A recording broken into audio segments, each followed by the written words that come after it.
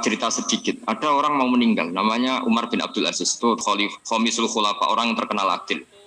Ketika mau meninggal, senangnya bukan main. Ditanya, kenapa engkau senang? Memangnya kalau saya mati mau kemana? Ketika saya hidup dengan segala nikmat itu ya karena Allah Ta'ala. Saya nanti mati ke zat yang sama.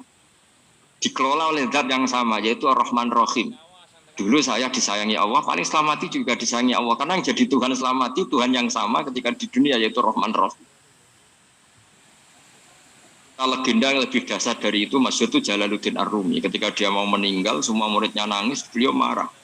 Kenapa kamu menangis? Ya karena guru mau meninggal. Kamu itu ngawur sekali. Saya ini sudah lama menunggu hari seperti ini, bisa ketemu zat yang saya cintai, malah kamu menangis. Ayo kamu nari sebagai pesta kematian saya. Tapi ini nggak bisa ditiru ya, karena kalau kita niru, nggak usah dilarang juga nggak bisa niru kayak gitu.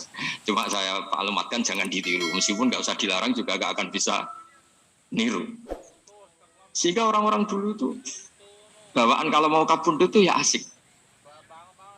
Rasulullah Shallallahu Alaihi Wasallam ketika mau wafat, intaqala ila rafiqil a'la, itu ditanya sama istri-istrinya, lalu engkau mau kemana?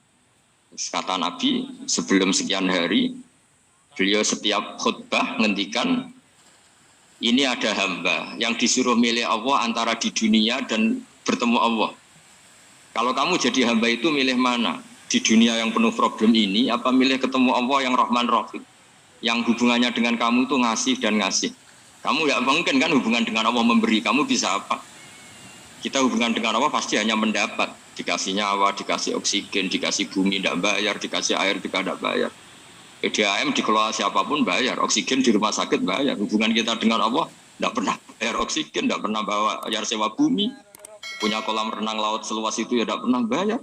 Udah gitu kolam renangnya menghasilkan ikan. Itu kalau kita kan semuanya utang jasa sama Allah, dan reputasi Allah itu dengan kita hanya memberi, tidak pernah meminta.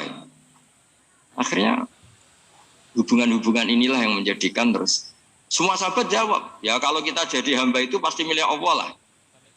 Jadi Nabi itu saking pinternya orang, supaya orang siap dengan keberangkatan beliau itu dibikin satu taksis, ya, satu apa? Kalau orang Jawa bilang itu dikai persemon, dikai mukaddimah, supaya orang-orang itu siap kalau Nabi ngendikan. Kalau kamu seorang hamba disuruh ketemu Allah sama hidup di dunia yang fana ini, milih mana?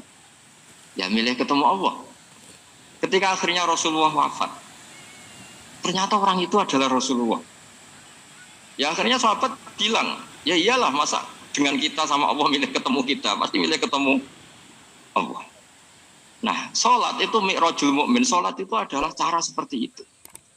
Kita manja dengan Allah meskipun dengan segala problem, ketika itidal kita tetap memaklumatkan Rabbana lakal hamdu mil'us samawati wa mil'ul ardi wa mil'u ma syi'ta min syai'in ba'du.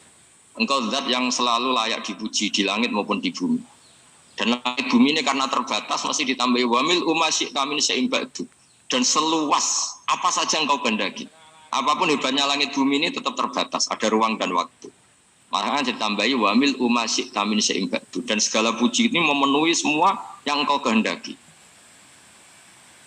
Berkali-kali bilang kalau hubungan dengan Allah nyaman, caranya gitu. Kalau kita sakit bayar oksigen, kalau kita butuh air bayar PDAM.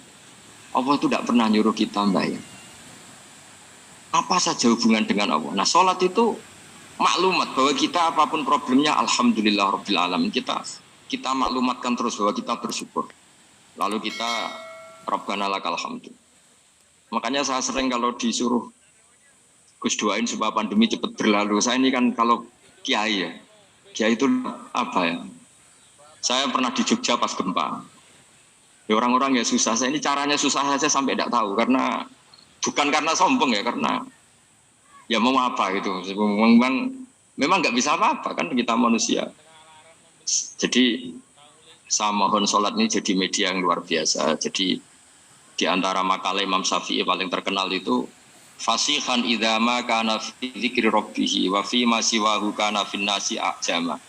Orang baik itu orang yang fasih. Fasih itu lantang dan cerdas dan vulgar dan nyaman ketika ngomong tentang Allah.